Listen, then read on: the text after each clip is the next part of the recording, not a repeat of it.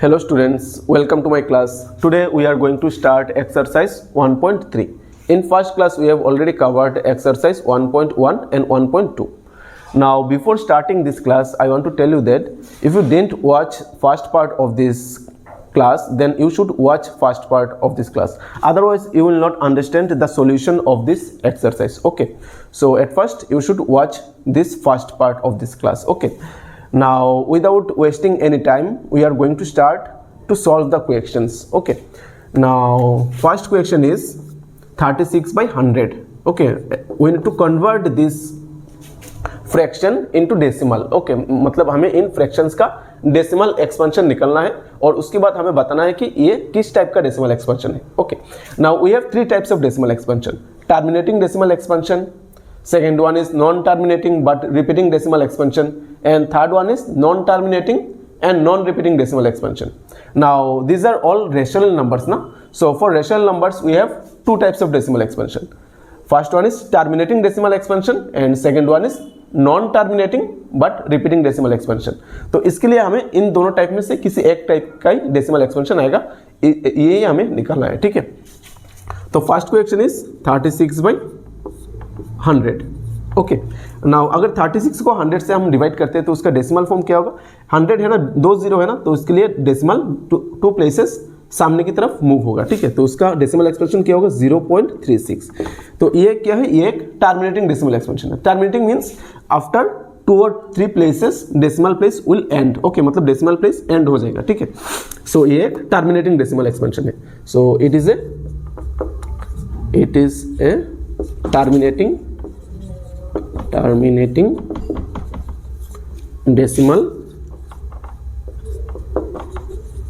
decimal expansion. Okay, now we'll do question number 3. 4 whole 1 by 8. So it is a mixed fraction. So at first we need to convert it into improper fraction. Now 8 4s are 32 plus 1 is 33. Now we have to divide 33 with 8. Okay, 8 4s are 32. 33 minus 32 is 1. Now give point and given 0. Now 8 1s are 8. 10 minus 8 is 2. We should give a 0. Okay, now 8 2s are 16. 4 40. 8 5s are 40. मतलब इसका value क्या होगा? इसका value होगा 4.125.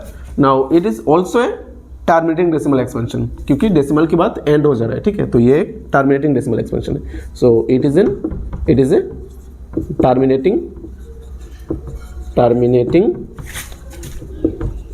decimal expansion. Okay, now we will do question number 4. मतलब हमें 3 को 13 से डिवाइड करना है. 3 by 13 मीन्स 3 को 13 से डिवाइड करना है. तो 3 डिवाइड 13 डिवाइड तो नहीं होगा, इसलिए 0 पॉइंट देके हमें यहाँ पर एक 0 लिखना पड़ेगा. Now 13 2s are 26. 4 40. Now 13 3s are 39. 1 10 divide नहीं होगा, इसलिए यहाँ पर एक 0 देके यहाँ पर एक 0 देना पड़ेगा. Now 13 7s are 91. 9 90. Now 13 6s are 78. 12 that means 120. Now 13 9s are 1173. Again 3 आ गया ना, मतलब ये रिपीट होना शुरू होगा. ठीक है, यहाँ पर ये रिपीट होना शुरू होगा. अगर एक 0 दे देते हैं फिर क्या होगा? 13 2s are 26. Again 4 40. Now 13 3s are 39 1 0. Then again 0 देके यहाँ पर एक 0 देना पड़ेगा. अगेन 13 7s are क्या होगा? 91 होगा. मतलब यहाँ से ये रिपीट होना शुरू होगा. ठीक है, यहाँ से रिपीट होना शुरू होगा. मतलब 2 3 0 7 6 9 इतना तक आएगा। फिर देखो 2 3 0 7 6 ऐसे 9 होता चलता रहेगा, ठीक है। तो उसका मतलब इसका वैल्यू क्या होगा, 0.230769 बार होगा, ठीक है। क्योंकि इसका बार जो होगा ना, इसका बाद जो होगा ना, ये फिर से रिपीट होना शुरू होगा, ठीक है। ये बार बार रिपीट करेगा। तो कोई भी नंबर अगर रिपीट करता है ना, डेसिमल की बात रिपीट करता है ना, तो उसे हम बार से रिप्रेजेंट करते हैं, ठीक है। ये मैंने ऑलरेडी 1.1 में एक्सप्लेन किया था, ठीक है। तो ये क्या होगा, ये एक रिपीटिंग डेसिमल एक्सपेंशन होगा, ठीक है। रिपीटिंग डेसिमल एक्सपेंशन होगा क्योंकि ये रिपीट करता ही रहेगा, ये एंड नहीं होगा, ये रिपीट होता ही रहेगा, रिपीट होता ही रहेगा, ये चलता ही रहेगा। डिवाइड करने से इसका रिमाइंडर कभी भी जीरो नहीं आएगा, ठीक है। ये रिपीट होता ही रहेगा, ठीक है। तो इसके लिए इसको हम क्या बोलेंगे, ये नॉन टर्मिनेटिंग होगा लेकिन रिपीटिंग होगा, ठीक है। So it is a non terminating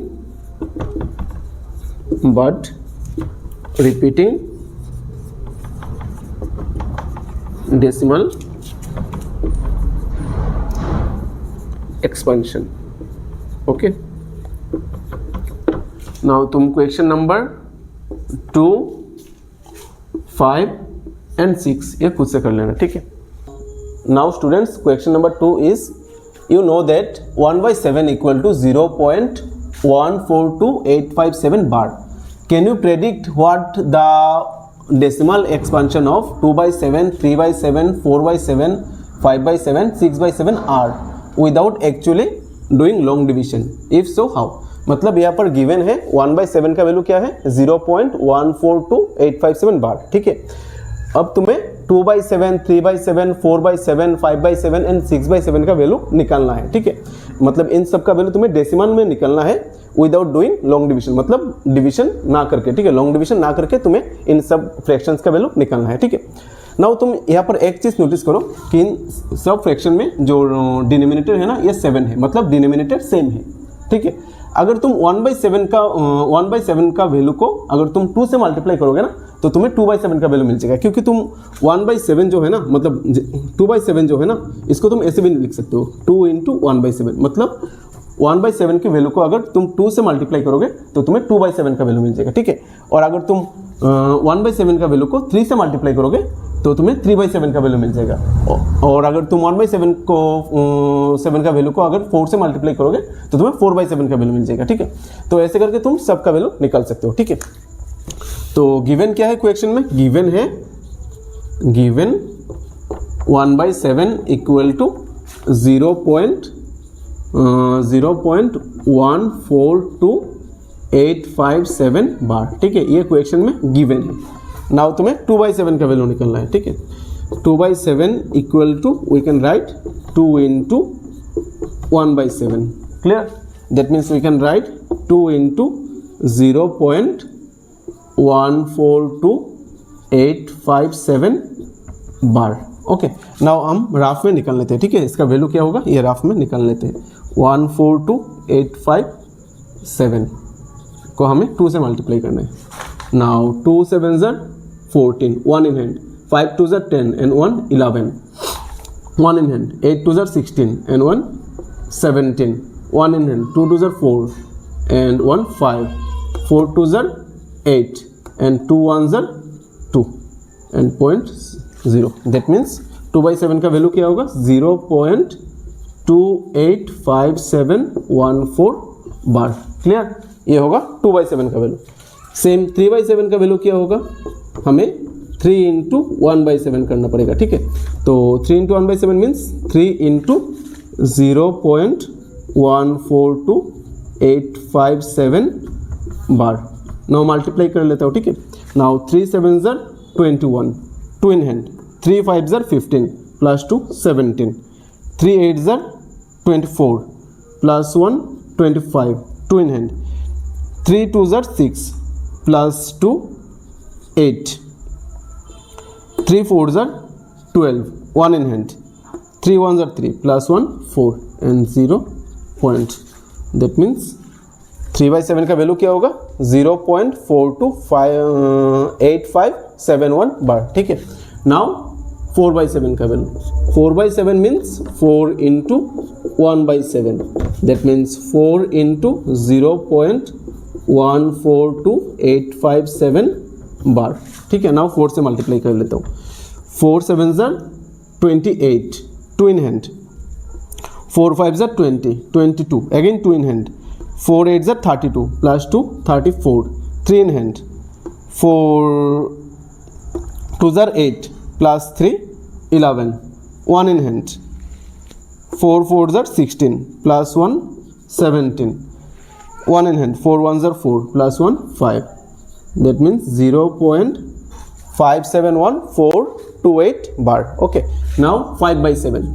Now 5 by 7 means 5 into 1 by 7. That means 5 into 0.142857 bar. Okay, now 5 7s are 35, 3 in hand. 5 5s are 25, plus 3 28, 2 in hand. 5 8s are 40, plus 3 43. Sorry, 5 5s are 25, 2 in hand actually, plus 2 42, 4 in hand. 5 2s are 10, plus 4 14, 1 in hand.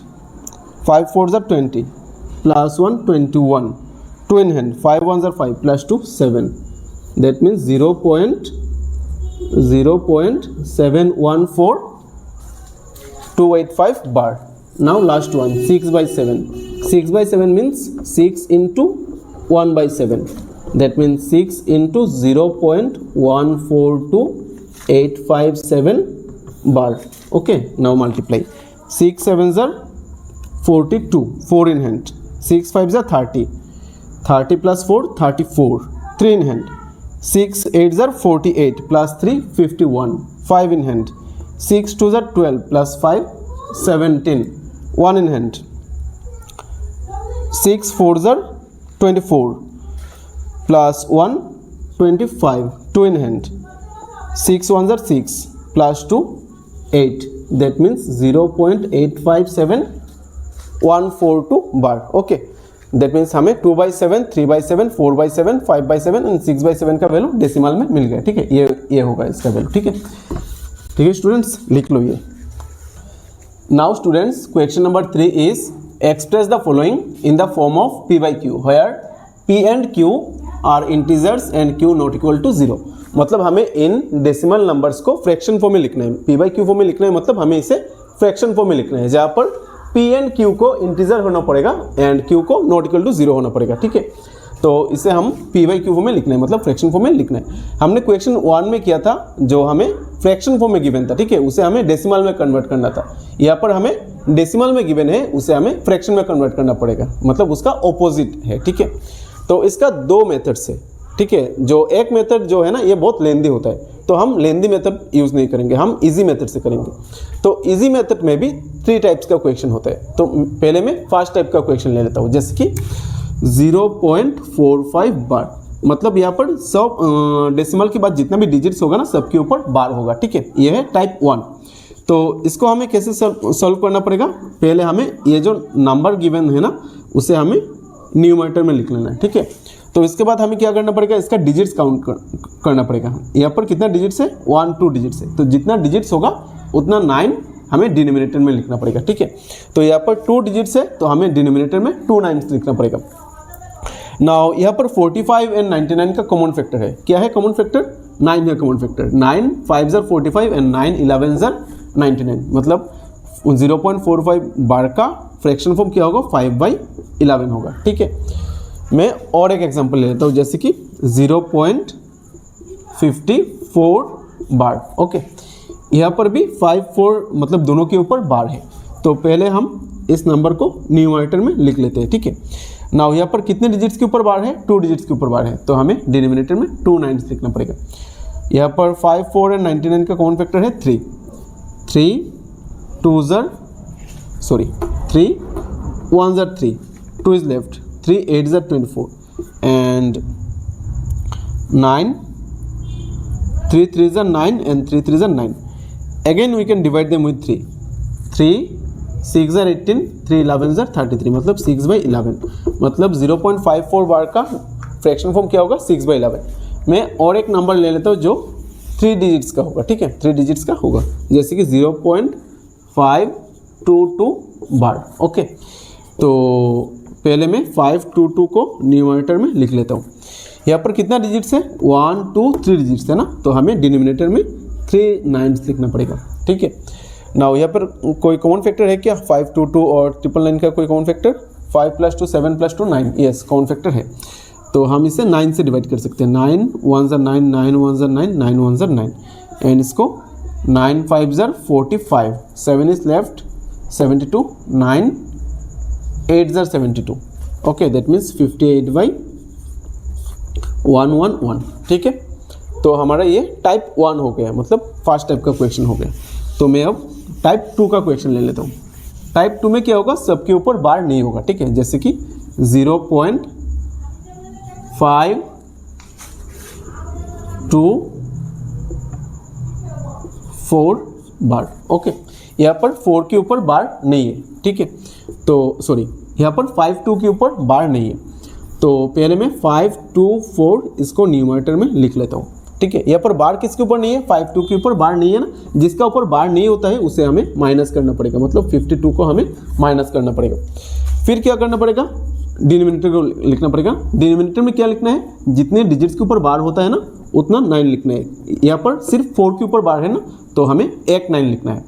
Now जितने digits के ऊपर बार नहीं होता है ना उतना 0 हमें लिखना है 9 के बाद। तो यहाँ पर 2 डिजिट्स के ऊपर बार नहीं है, तो 2 zeros लिखना पड़ेगा। ठीक है, तो उसके बाद हमें क्या करना पड़ेगा, उसके बाद हमें इसको माइनस करना पड़ेगा।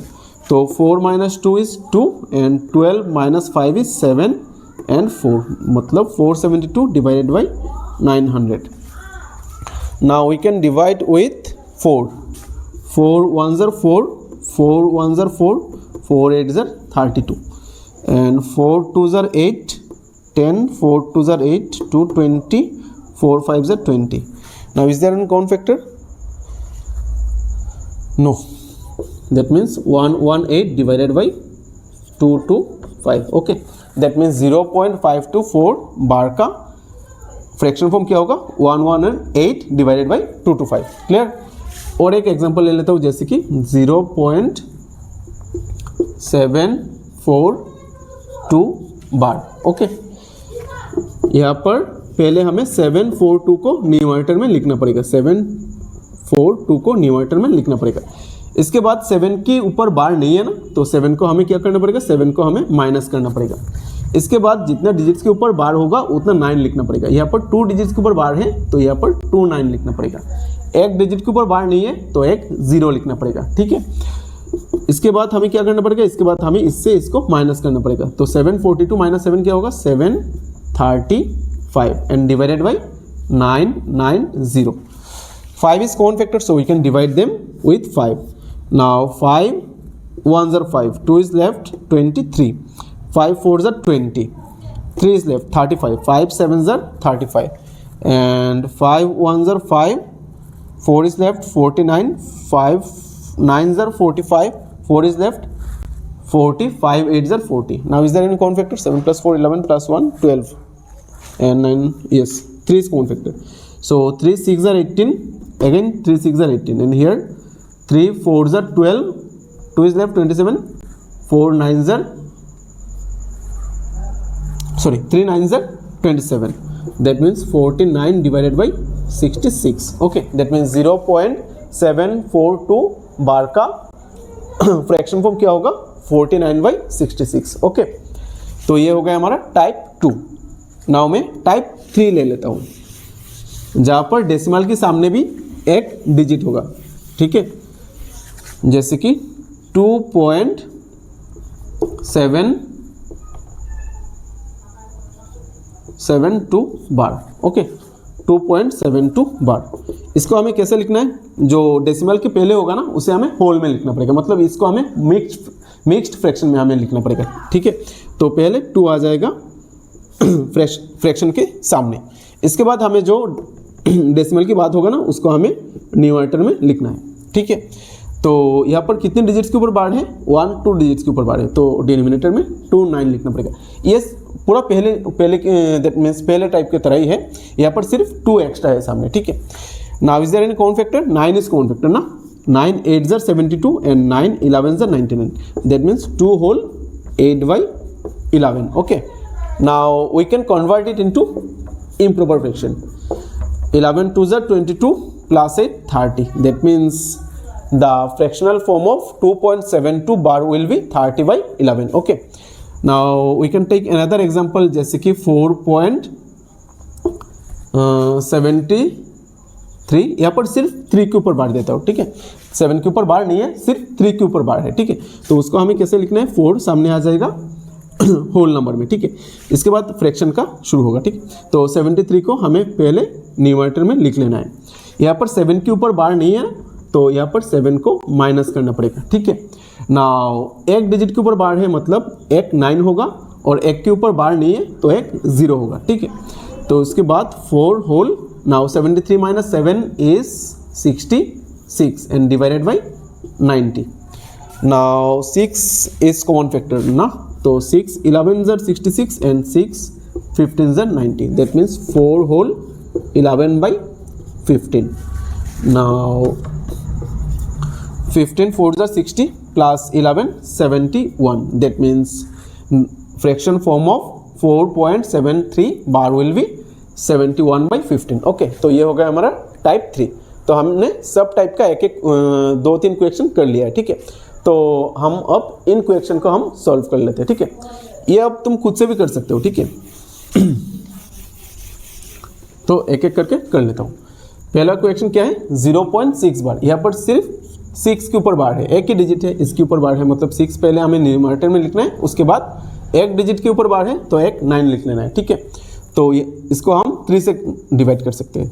3 2s are 6 and 3 3s are 9. That means 2 by 3.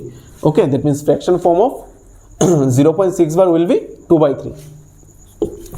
Now 0.47 बार, यहाँ पर सिर्फ 7 के ऊपर बार है, 4 के ऊपर बार नहीं है, ठीक है। तो पहले हमें 47 को लिख लेना है। 4 के ऊपर बार नहीं है मतलब 4 क्या होगा, माइनस होगा, ठीक है।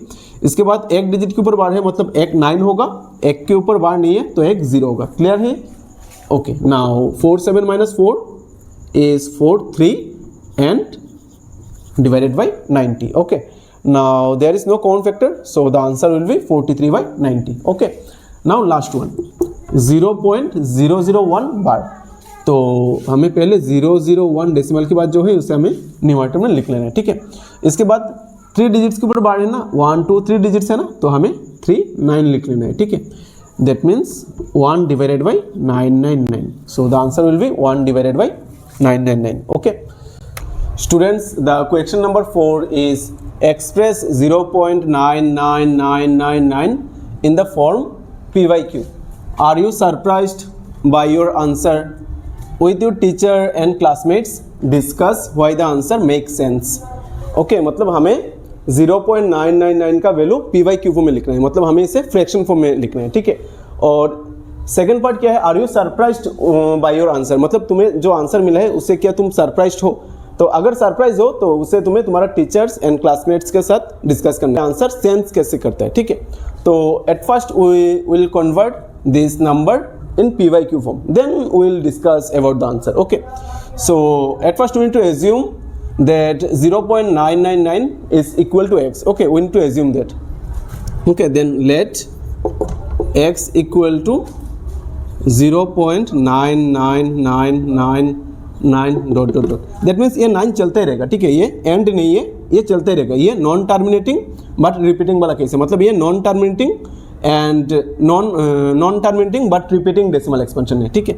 तो इसके बाद हमें क्या करना पड़ेगा, बोथ साइड में हमें 10 से मल्टीप्लाई करेंगे, ठीक है। तो 10 into x equal to 10 into 0.99999 dot dot dot, और 10 into x means 10x equal to, if we multiply this number with 10, then decimal place will move one place to the right side. Okay, then it will be 9.99999 dot dot dot. Okay, or 10x equal to we can write 9.999 as 9 plus 0.99999 like that, because 9 plus 0.999 is equal to 9.999. Okay, or 10x equal to 9 plus x, because the value of this number is x because we assume that x equal to 0.99999. Okay, so we can write x in place of 0.999. Okay, or 10x minus x equal to 9, or 10x minus x equal to 9x equal to 9, or x equal to 9 by 9. We are transposing 9 to the right side. Okay, now 9 by 9 is equal to 1 because if we divide 9 with 9 then we will get 1. That means x equal to 1. If the value of x is 1, that means the value of this number is 1. That means fraction form of 9.99999 is 1. Okay, so we can write 0.99999 is equal to 1. Okay, that means इसका answer क्या होगा, मतलब इसका answer क्या होगा, इसका answer होगा 1, मतलब इसका फ्रैक्शन फॉर्म होगा क्या 1. ठीक है, यही आंसर है. ठीक है, यही आंसर है. नाउ हमें डिस्कस करना पड़ेगा कि ये आंसर सेंस कैसे करता है. ठीक है, मतलब ये आंसर करेक्ट कैसे है. तो इसके लिए हमें इसका आंसर को डिस्कस करना पड़ेगा. तो ये सिर्फ डिस्कस ही करना है, ये आंसर में लिखना नहीं है. ठीक है, आंसर इतना तक ही होगा. ठीक है, तो इतना तक तुम लिख लो, उसके बाद हम डिस्कस करते हैं. ठीक है, तो I hope you write this answer. Okay, you wrote this answer. Now we'll discuss about the answer. Now see one thing, 0.9 and 1 के बीच में डिफरेंस कितना है. इन दोनों नंबर के बीच में डिफरेंस है 0.1 का डिफरेंस है. ठीक है, और अगर हम 0.99 लिख देते हैं और 1, इन दोनों नंबर में डिफरेंस कितना है, इन दोनों नंबर में डिफरेंस है 0.01 का डिफरेंस. तो ऐसे ही अगर 0.999999 ऐसे ही चलता रहेगा, ये और 1, इन दोनों नंबर में डिफरेंस कितना है 1 2 3 4 5 6 7.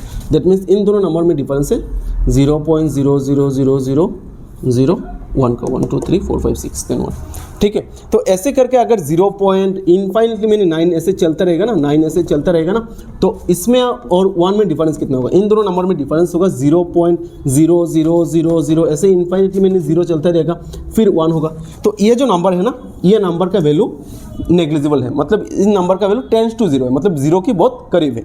मतलब ये जो नंबर है ना, इस नंबर में और 1 में डिफरेंस टेंड्स टू 0 होगा, मतलब 0 की करीब का डिफरेंस होगा. ठीक है, और अगर दो नंबर के बीच में डिफरेंस 0 के नज़दीक होता है ना, तो इन दोनों नंबर को हम इक्वल बोल सकते हैं. ठीक है, तो इसके लिए हम बोल सकते हैं कि इस नंबर का फ्रैक्शन फॉर्म क्या होगा, फ्रैक्शन फॉर्म होगा 1. Clear students, the question number 5 is what can the maximum number of digits be in the repeating block of digits in the decimal expansion of 1/17. Perform the division to check the answer. मतलब हमें ये निकलना है कि 1/17 का जो decimal expansion होगा ना, उसका रिपीटिंग ब्लॉक में कितना डिजिट होगा, ये हमें निकलना है. ठीक है, तो पहले हम ये समझ लेते हैं किसी भी नंबर का डेसिमल एक्सपेंशन में डिजिट काउंट कैसे करते हैं.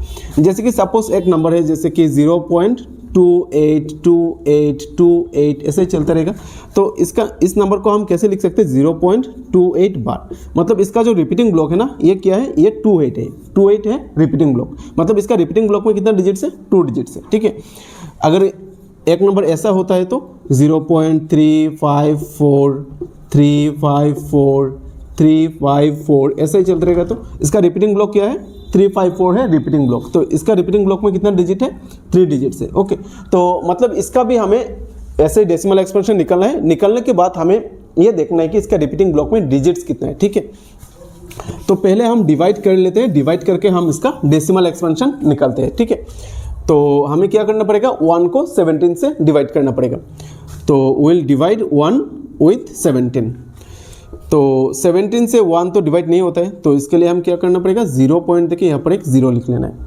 तो 10 को भी डिवाइड नहीं कर सकते, तो एक 0 देके फिर और एक 0 लिख लेना है. ठीक है, तो उसके बाद क्या होगा, 17 5 ज़र 85, 6 ज़र 102 बड़ा हो जाएगा. ठीक है, तो 17 5 ज़र 85. Now 100 minus 85 is 15. डेसिमल की बात है, मतलब एक 0 हम लिख सकते हैं. ठीक है, अगेन 17 8 ज़र 136. ओके, 9 ज़र 153 बड़ा हो जाएगा. ठीक है, तो now 150 minus 36 is 14. Okay, then decimal के बाद मतलब 10 हम देना पड़ेगा. ठीक है, देन 17 अगेन 8 ज़र 17 8 ज़र 136, 140 माइनस 136 इज 4, डेसिमल की बात मतलब 10. देन 17 2 ज़र 34, नाउ 40 माइनस 34 इज 6, एक 0. देन 17 3 ज़र, सॉरी ये 2 ज़र होगा, 17 2 ज़र 34 एंड 17 3 ज़र 51. तो नाउ 60 माइनस 51 इज 9, एक 0 देंगे तो 90 हो जाएगा. देन 17 5 ज़र 85, तो माइनस करेंगे तो हमें मिलेगा क्या, 5 मिलेगा. मैं यहाँ लिख लेता हूँ, ठीक है. तो मिलेगा क्या, 5 मिलेगा. और अगर 5 मिलेगा तो 5 के बाद हम क्या लिख सकते हैं, 5 के बाद हम एक 0 लिख सकते हैं, ठीक है. तो नाउ 17 2 ज़र 34, अगर माइनस करेंगे तो हमें मिलेगा 16 10. देन 17 8 ज़र 136, 9 ज़र 153, 9 ज़र 153.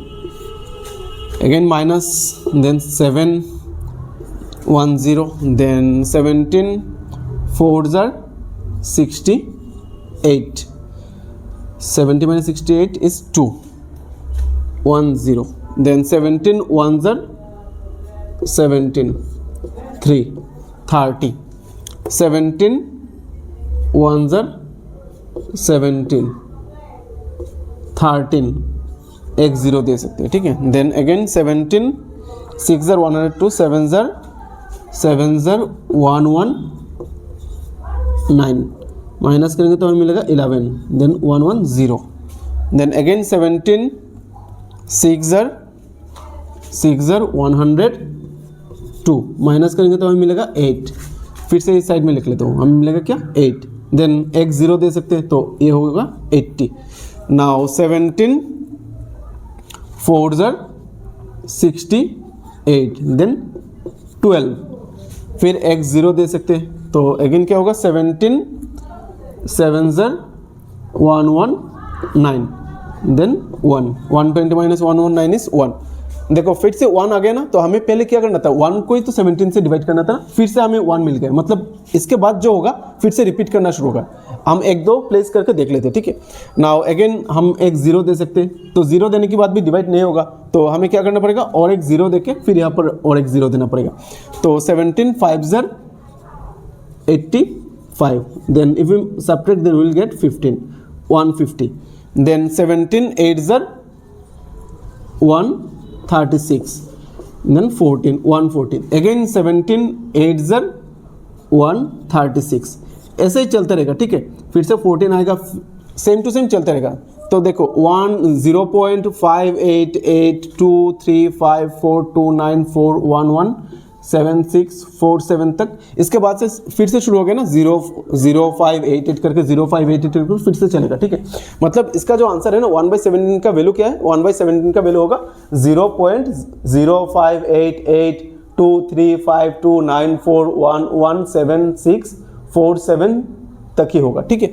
तो हम क्या लिख सकते हैं, therefore 1/17 equal to 0.0588239411767 bar. Okay, तो मतलब रिपीटिंग ब्लॉक क्या है, ये है रिपीटिंग ब्लॉक. तो हमें अब रिपीटिंग ब्लॉक में कितना डिजिट से ये काउंट करना है. डेसिमल की पहले का काउंट करना नहीं पड़ेगा, डेसिमल की बाद का जो रिपीटिंग ब्लॉक होगा सिर्फ इसे काउंट करना है, ठीक है.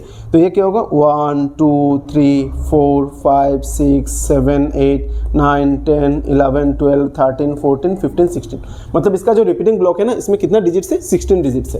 That means the number of digits, the number of digits be in the repeating block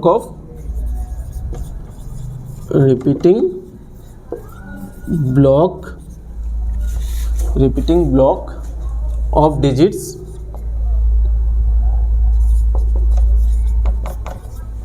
in the decimal expansion expansion of 1/17 will be how many digits? 1 2 3 4 5 6 7 8 9 10 11 12 13 14 15 16. Okay, 16 is the answer. Students, question number 6 is look at several examples of rational numbers in the form p by q, where p and q are integers with no common factors other than 1 and having terminating decimal representation. Can you guess what property q must satisfy? Okay, मतलब हमें कुछ ऐसा rational number लेना है जिसका decimal expansion क्या होगा? Terminating होगा, मतलब कुछ प्लेसेस के बाद एंड हो जाएगा, ठीक है। और इसको हमें फ्रैक्शन फॉर्म में कन्वर्ट करना है, और कन्वर्ट करने के बाद ऐसे लिखना है जैसे कि उसका कोई कॉमन फैक्टर नहीं है, ठीक है, मतलब अदर देन 1 उसका कोई कॉमन फैक्टर नहीं होगा। जैसे कि 2/3 इसका कोई कॉमन फैक्टर नहीं है, ऐसा नहीं लिख सकते। जैसे कि 4/6 ऐसा नहीं लिख सकते, क्योंकि 4/6 में कॉमन फैक्टर है, 2 उसका कॉमन फैक्टर है, ठीक है। तो हमें ऐसा लिखना पड़ेगा जिसका कोई कॉमन फैक्टर नहीं है, और उसके बाद हमें बताना पड़ेगा क्यू कौन सा प्रॉपर्टी फॉलो करता है, ठीक है। तो हम ऐसे कुछ नंबर ले लेते हैं जिसका डेसिमल एक्सपेंशन क्या होगा? टर्मिनेटिंग होगा, ठीक है। तो let us take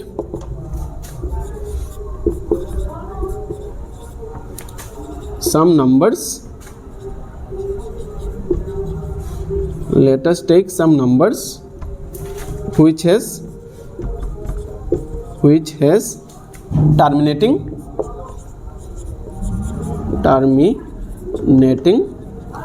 decimal expansion. Okay, हम कुछ ऐसे नंबर ले लेते हैं जिसका टर्मिनेटिंग डेसिमल एक्सपेंशन है। उसके बाद हमें इसे फ्रैक्शन फॉर्म में कन्वर्ट करना है, ठीक है। तो एक दो नंबर ले लेते हैं, जैसे कि 0.5। तो 0.5 का अगर हम फ्रैक्शन फॉर्म में कन्वर्ट करते हैं तो हम इसे लिख सकते हैं 5/10। डेसिमल के बाद एक प्लेस है तो इसके लिए 1 के बाद एक 0 होगा, ठीक है। तो उसको हम अगर सिंप्लीफाई करते हैं, इसका कॉमन फैक्टर है 5, कॉमन फैक्टर है, तो हमें इसे ऐसे फॉर्म में लिखना है जिसका कोई कॉमन फैक्टर नहीं होता है, ठीक है। तो 5 से अगर हम डिवाइड करते हैं तो 5 1 5, 5 2 10, तो ये है इसका सिंपलेस्ट फॉर्म, ओके। अगर और 2-3 एग्जाम्पल ले लेते हैं, जैसे कि 0.6, तो उसको हम लिख सकते हैं 6/10, तो उसका कॉमन फैक्टर है 2 3 एंड 2 5, तो उसका वैल्यू क्या होगा? 3/5 होगा फ्रैक्शन में, ठीक है। अगर हम ले लेते हैं जैसे कि 0.25, तो इसे हम लिख सकते हैं 25/100। डेसिमल के बाद 2 प्लेसेस है ना, तो इसके लिए 1 के बाद 2 0 देना पड़ेगा, ठीक है। तो उसको अगर हम सिंप्लीफाई करेंगे तो हमें मिलेगा 25 1 25, 25 4 100, मतलब 1/4, ओके। और 4 को अगर हम फैक्टराइज करते हैं तो हमें क्या मिलेगा? 1/2 × 2, okay. In place of 4 we can write 2 × 2। अगर हम इस ऐसे लिख लेते हैं, जैसे कि 0.04/04, तो उसको अगर हम फ्रैक्शन फॉर्म में कन्वर्ट करते हैं तो हमें मिलेगा 4/100। 4 1 4, 4 25 100, मतलब 1/25। तो इसे हम लिख सकते हैं 1/5 × 5, ओके। तो यहाँ पर एक चीज़ नोटिस करो, अगर कोई भी नंबर है ना जो जिसका डेसिमल एक्सपेंशन टर्मिनेटिंग होगा ना, तो उसको अगर हम फ्रैक्शन फॉर्म में लिखेंगे तो उसका जो फ्रैक्शन फॉर्म होगा ना, उसका डिनोमिनेटर में आइदर 2 होगा और 5 होगा, या तो 2 2 बार आ सकते हैं, 3 बार आ सकते हैं फैक्टर में, और 5 भी 2-3 बार आ सकते हैं, ठीक है। लेकिन अदर देन 2 और 5 ना और कोई नंबर नहीं आ सकता, ठीक है। अगर अदर देन 2 and 5 और कोई नंबर होता है ना उसका डिनोमिनेटर में, तो उसका जो डेसिमल एक्सपेंशन होगा ना, ये टर्मिनेटिंग नहीं होगा, ये रिपीटिंग डेसिमल एक्सपेंशन होगा, ठीक है। मतलब कोई भी नंबर जिसका डेसिमल एक्सपेंशन टर्मिनेटिंग है ना, तो उसका जो फ्रैक्शन फॉर्म होगा उसका डिनोमिनेटर में डिनोमिनेटर का प्राइम फैक्टर में या तो 2 होगा या तो 5 होगा, या दोनों मिला के भी हो सकता है, लेकिन इसका अलावा और कुछ नहीं होगा। मतलब 2 and 5 के अलावा और कुछ नहीं होगा प्राइम फैक्टर्स में। मतलब 3 नहीं हो सकता, 7 नहीं हो सकता, 11 नहीं हो सकता, 13 नहीं हो सकता, ठीक है। ऐसा कुछ भी नहीं हो सकता, ओनली 2 होगा या तो 5 होगा, ठीक है। मतलब क्यू कौन सा प्रॉपर्टी फॉलो करता है? क्यू का प्रॉपर्टी क्या होगा? क्यू का प्राइम फैक्टर में ओनली 2 होगा या तो 5 होगा या दोनों मिला के होगा, ठीक है। ये क्यू का प्रॉपर्टी होगा, ठीक है। That means Q must have only 2 and 5 as its prime factors. Okay, factors, यही आंसर है, ठीक है students. Question number 7 is right 3 numbers whose decimal expansions are non terminating and non recurring. Okay, मतलब हमें ऐसा 3 नंबर्स लिखना है जिसका डेसिमल एक्सपेंशन क्या होगा, जिसका डेसिमल एक्सपेंशन नॉन टर्मिनेटिंग होगा एंड नॉन रिपीटिंग होगा। Non recurring and non repeating same meaning होता है, ठीक है। मतलब हमें ऐसा 3 नंबर्स लिखना है जिसका decimal expansion non terminating and non repeating होगा। तो ये सबसे इजी क्वेश्चन है, इस एक्सरसाइज का सबसे इजी क्वेश्चन है। तो हम ऐसा 3 नंबर लिख लेते हैं, ठीक है। जैसे कि 0.10, 100, 100, 100, 1 4 टाइम्स 0, ऐसे चलते रहेगा। इसके बाद 1 5 टाइम्स 0। तो ये रिपीटिंग नहीं है क्योंकि पहले 1 0 था, फिर 100 है, 1 000, ये सेम चीज़ रिपीट नहीं कर रहा है, ठीक है। तो ये रिपीटिंग नहीं है, तो ये 1 हो गया, ठीक है। तो और 2 ले लेते हैं, 3 लिखना है ना, तो और 2 लिख लेते हैं। जैसे कि 0.1 ओके 20, देन 200, 200, 2 4 टाइम्स 0, ऐसे कुछ भी लिख सकते हैं, ठीक है। ये भी रिपीटिंग नहीं है और टर्मिनेटिंग भी नहीं है। और एक लिख लेते हैं जैसे कि 0.1452315673895, ऐसे ही चलता रहेगा। तो ये भी रिपीटिंग भी नहीं है, टर्मिनेटिंग भी नहीं है, ठीक है, ठीक है। तो ये हमारा हो गया 3 नंबर्स जिसका decimal expansion non terminating and non repeating है। Students, question number 8 is find 3 different irrational numbers between rational numbers 5/7 and 9/11। मतलब हमें 5/7 एंड 9/11 के बीच में 3 इरेशनल नंबर लिखना है। मतलब यहाँ पर हमें इरेशनल नंबर लिखना है 2 रेशनल नंबर के बीच में। तो हमें एक चीज़ पता है कि हम इरेशनल नंबर को हम फ्रैक्शन फॉर्म में नहीं लिख सकते, ठीक है। मतलब इरेशनल नंबर को हम सिर्फ डेसिमल फॉर्म में लिख सकते हैं। तो इन 2 फ्रैक्शन के बीच में डायरेक्टली हम 3 डेसिमल नंबर नहीं लिख सकते। तो इसके लिए पहले हमें क्या करना पड़ेगा, पहले हमें 5/7 एंड 9/11 को डेसिमल फॉर्म में कन्वर्ट करना पड़ेगा। इसके बाद हम इसके डेसिमल की जो वैल्यू आएगा ना, उसके बीच में हम 3 इरेशनल नंबर लिख लेंगे, ठीक है। तो पहले हमें क्या करना पड़ेगा, इसे हम डेसिमल में कन्वर्ट करना पड़ेगा। तो हमें पहले इसे डेसिमल में कन्वर्ट करना है। तो 5/7 का वैल्यू क्या होगा, तो हमें क्या करना पड़ेगा, 5 को 7 से डिवाइड करना पड़ेगा। तो 0.0 दे दो, ठीक है। तो 7 7 49, 1 देन गिव 0, 7 1 7, 3 30, 7 4 28, तो होगा 2 0, 7 2 14, 6 60, 7 8 56, 4 40, 7 5 35, 5 अगेन 5 आ गया ना, मतलब ये रिपीट होगा, ठीक है। तो उसका वैल्यू क्या होगा, 5/7 का वैल्यू क्या होगा, 0.714285 बार होगा, ठीक है। ये पहले भी हम निकल चुके हैं, क्वेश्चन नंबर 3 में शायद हम पहले भी ये कर चुके हैं, ठीक है। 5/7 का वैल्यू निकल चुके हैं। तो उसके बाद 5/7 के बाद हमें किसका वैल्यू निकलना है, 9/11 का वैल्यू निकलना है। तो 9/11, तो हमें 9 को 11 से डिवाइड करना पड़ेगा। तो 9/11 का वैल्यू होगा 0 देता हूँ, 11 8 88 to 20, देन 11 1 11 9, अगेन 9 आ गया ना, तो फिर से 0 दोगे तो 11 8 88, ऐसे ही चलता रहेगा। फिर 2 20, 11 1 11, मतलब ये रिपीट होता रहेगा, मतलब 81 रिपीट होता रहेगा। तो मतलब इसका वैल्यू क्या होगा, इसका वैल्यू होगा 0.81 बार।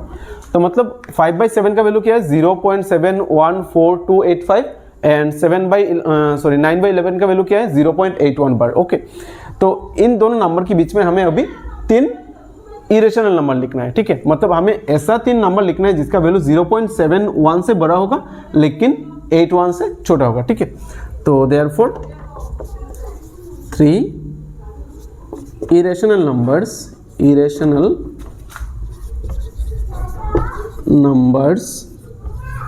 between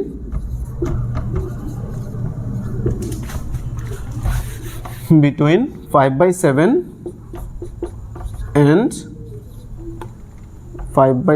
and 9/11 are 7 1 ना, तो we can write 0.720 7200 7200 dot dot dot. Yes 71 से तो बड़ा होगा लेकिन 81 से छोटा होगा, ठीक है। तो ये एक हो गया, तो और दो लिखना पड़ेगा। तो सेकंड वन इज 730 7300 73000 ऐसे चलता रहेगा।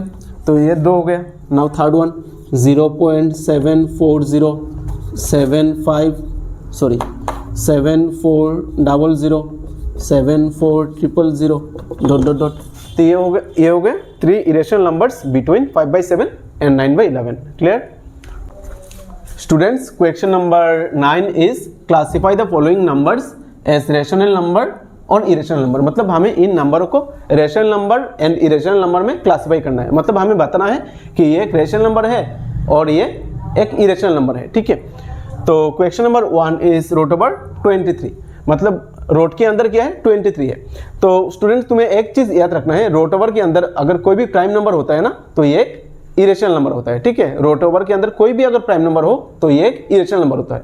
अगर कंपोजिट नंबर भी हो लेकिन उसका कोई डायरेक्टली स्क्वायर रूट नहीं है तब भी ये एक इरेशनल नंबर ही होता है, ठीक है। तो रोट 23 एक प्राइम नंबर है ना, मतलब ये एक इरेशनल नंबर होगा। तो ये एक इरेशनल होगा, ठीक है, ये इरेशनल नंबर होगा। नाउ रोट 225, हमें पता है कि 225 का वैल्यू क्या होगा। 225 का वैल्यू होगा, रोट 225 का वैल्यू क्या होगा 15 होगा। तो ये एक रेशनल नंबर है, ठीक है, ये एक रेशनल नंबर होगा।